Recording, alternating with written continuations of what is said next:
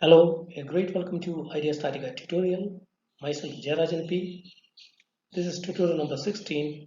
Here I will demonstrate the modeling and analysis of a rectangular base plate for a steel column subject to axial loads, shear and bending moment. The loads and geometry of base plate used in the tutorial is shown here. The core checks are performed for components, namely base plate, anchor bolts and concrete. So let us start Idea Statica tutorial number 16. Please note that the links for other tutorials are already provided under video description. For this tutorial, let us take the model for the base plate from the connection wizard. So as you can see, I have selected it from the connection wizard, and a base plate that is capable of resisting or to transfer the moment to the foundation, that is representing a moment connection is chosen here. And here are the various parameters. Here we'll just write down. So the name we will just write down as BP1, and we will say that it represents basically a moment connected. Okay, moment connected, moment connected.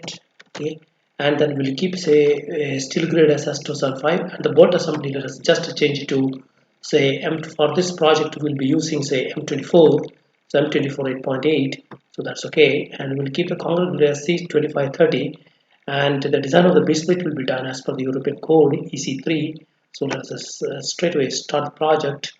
So you will find that automatically, okay, a base plate is created. So what is required is that we need to just edit it, okay, so that we develop the base plate of required dimensions, and then we can start applying the loads, etc. So let us start modifying the members. So this member so let us just change it to, so let us just rename it. So we'll rename it as say M1. So M1 the member 1.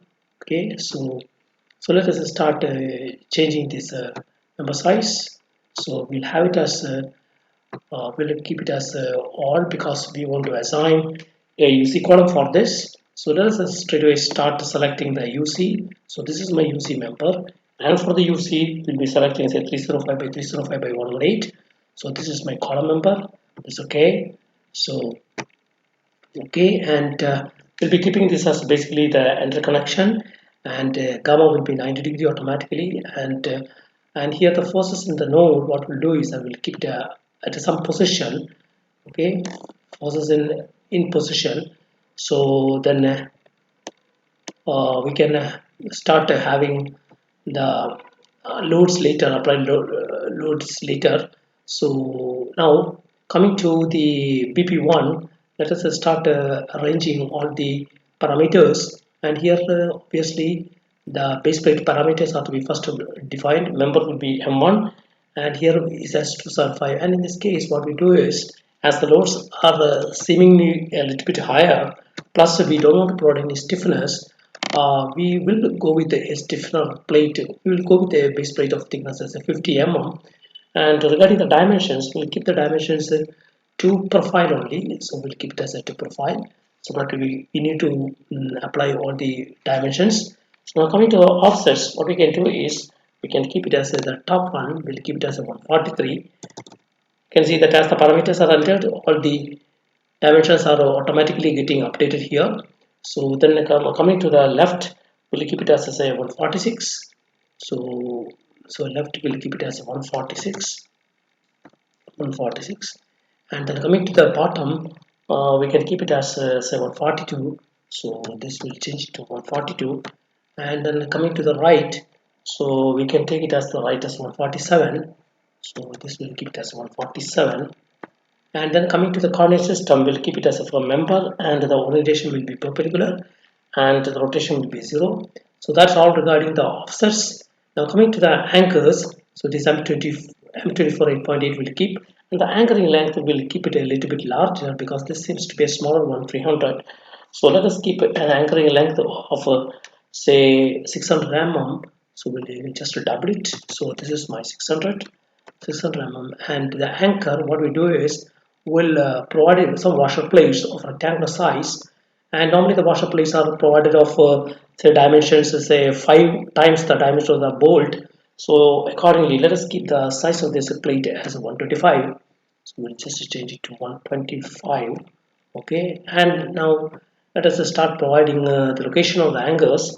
So the top layer will keep it as a 68. So this is a 68, and the left layers will keep it as a, so two layers we have to keep. So let us keep it as a 72. So this will be my 72 left 72. And then what we can do is that other locations can be mobilized. Just to minus, we just write minus 150 multiplied by, so this is a star 2. Okay, so we can keep it as a star 2,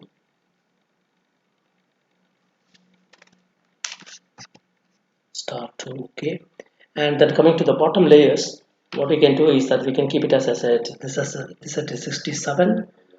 So this is my left, and the bottom layers, let us keep it as a 67. So 67. Okay, and then we are going to the right layer. So the right layer, let us keep it as at 50.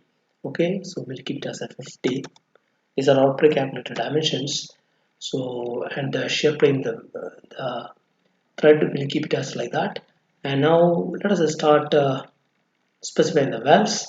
Now we know that the column, it is connected to the base plate.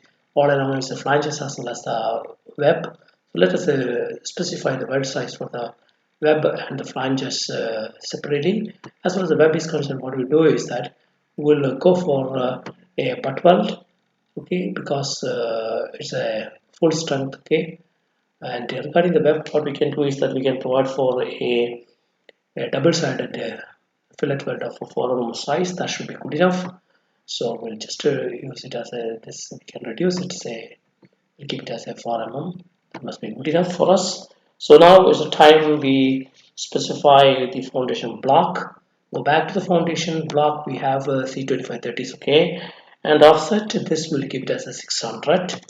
Okay, this will be my 600, and then the depth I will keep it as because I have got my anchor bolt itself for 600. So obviously this I need to increase this 1000 mm, and I assume here is that the shear, there are various ways of transferring the friction of the shear force. Here we assume that the shear force that is acting on the column, it will be transferred by the friction developed between the concrete and the base plate.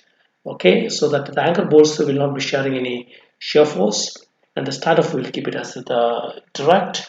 Okay, and so we have developed our base plate and the foundation block properly. So let us just quickly see the model ones. So as you can see that all the dimensions you can check side by side. So let us see the basically the base plate.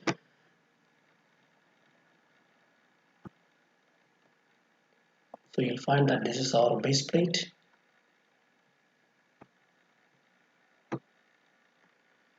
Yes, you can see that we have provided 4 numbers of bolts on each side, and as envisaged, we have provided what we call as the plates, the anchor plates at the bottom, which are normally of a 5D square.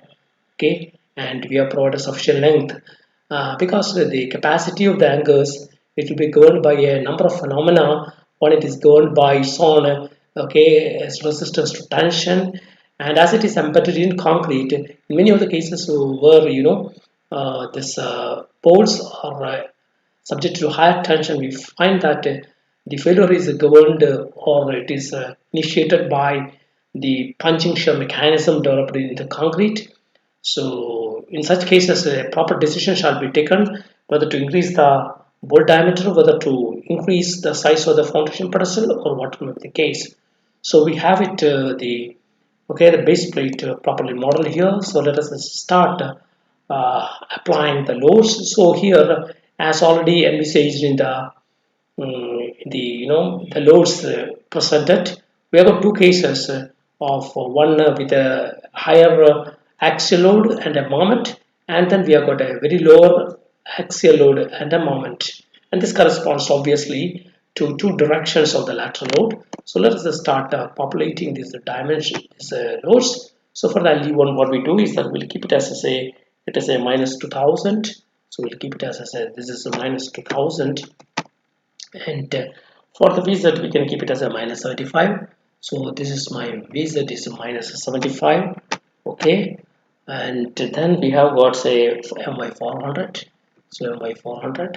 So this obviously represents one load case of corresponding to a maximum compression. So let us start providing one more load case here, load effect, where what we do is that we fill up the data for the minimum compression. So in this case we have got only a minus 300n, so we'll just fill it up minus of 300 here, and the next we have it as a VZ as a 75, so we'll keep it as a VZ as a 75. So this is my 75, and then we have it as a MY, that's a minus 400, MYS minus 400, so minus 400. So let us quickly see what does this loads mean to us. So in just a minute, yes. So we have it to be, as you can see, yes. So as far as the LE1 is concerned, we can say that there is some problem here. It seems VZ, okay, minus 2000 M1 end. Okay, we are going to just okay, we'll just switch it off here. Just a minute.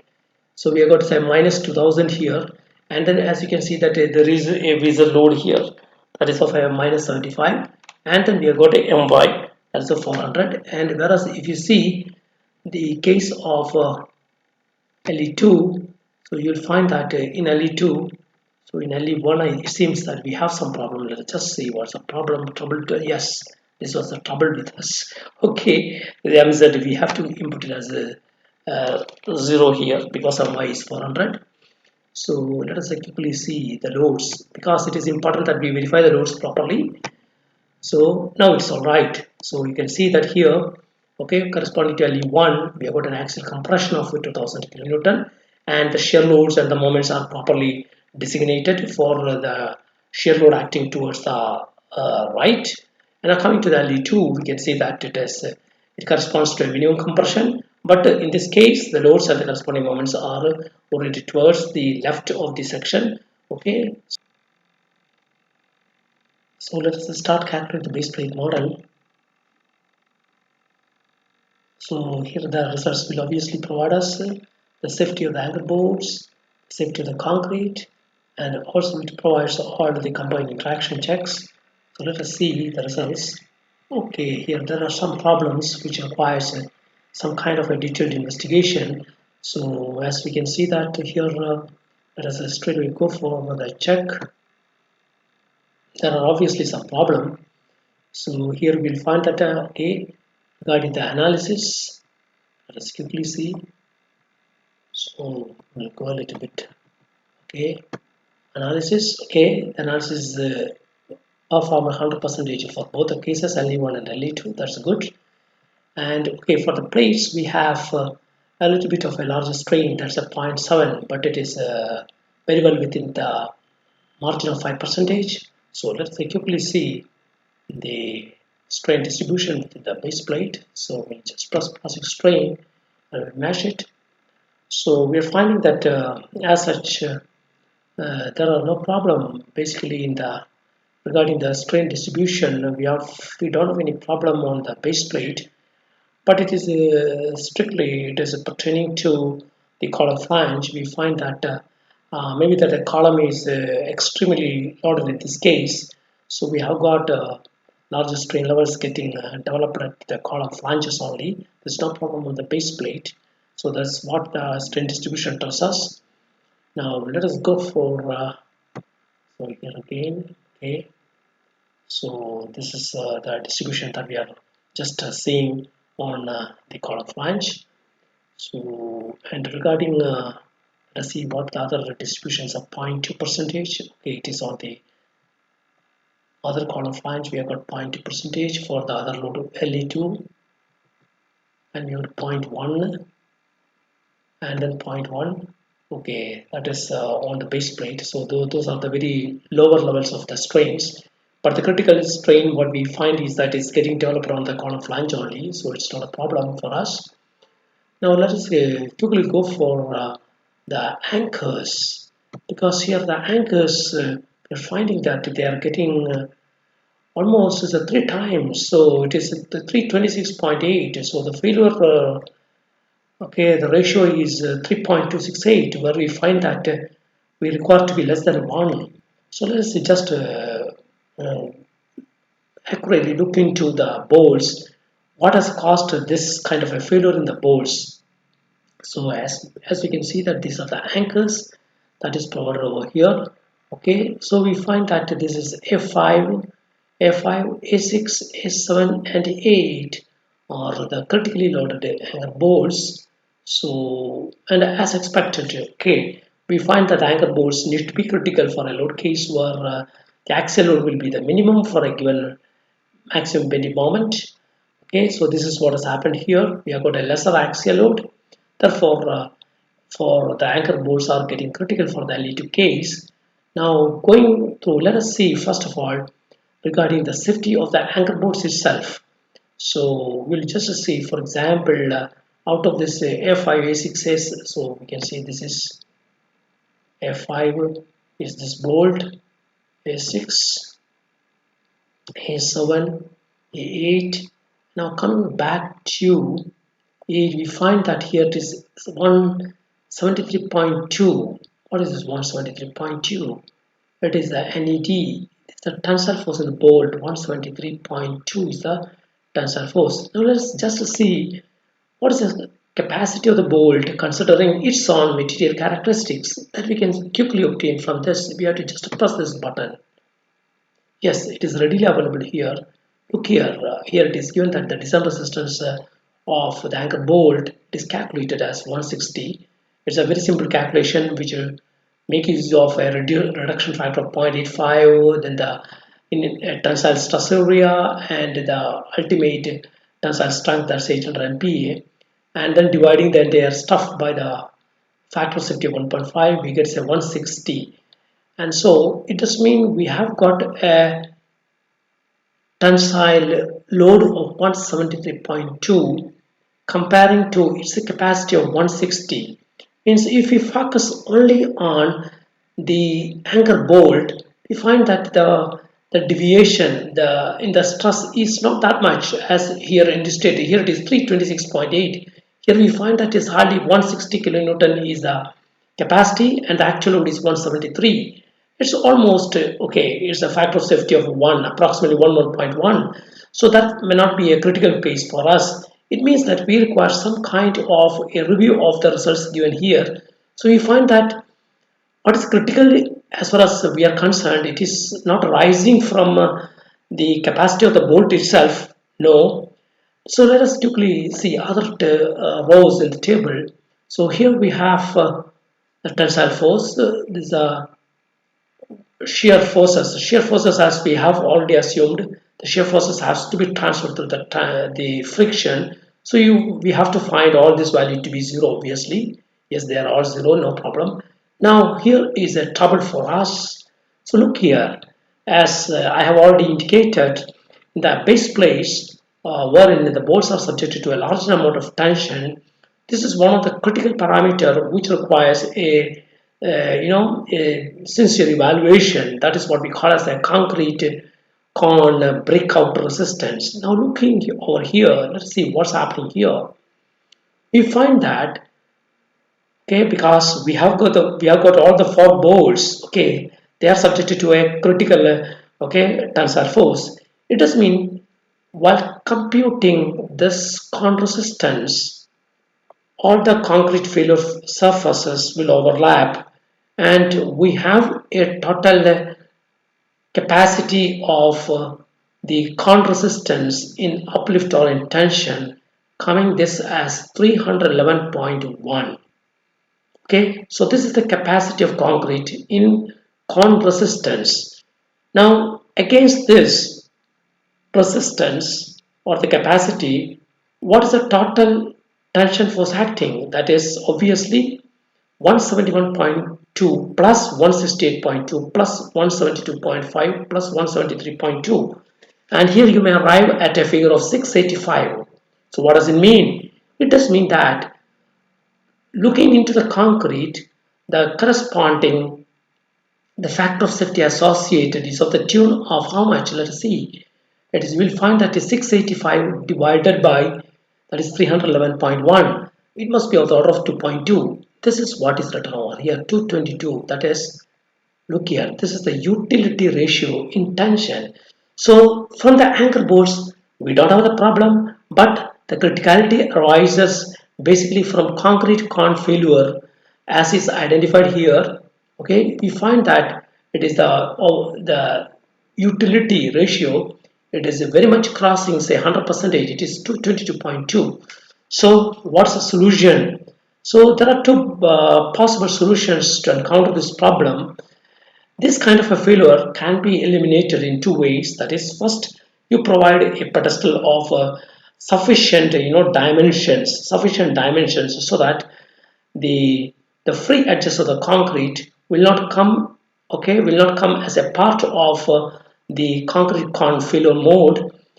Or another possibility would be, in many cases, we may find that we have got some kind of a limitation in increasing the dimensions of the pedestal. This is what my experience says. So, this case, there is also one possibility in order to improve the capacity of the concrete in the con failure. We can also provide some kind of the hoop reinforcement around the anchor bolt, and then increase what we call as the con resistance of the concrete. This is another way out. Now coming to this, what we find that here the anchor failure that is reported as 326.8, whereas I was talking all about 220.2. Then what is all this 326.8?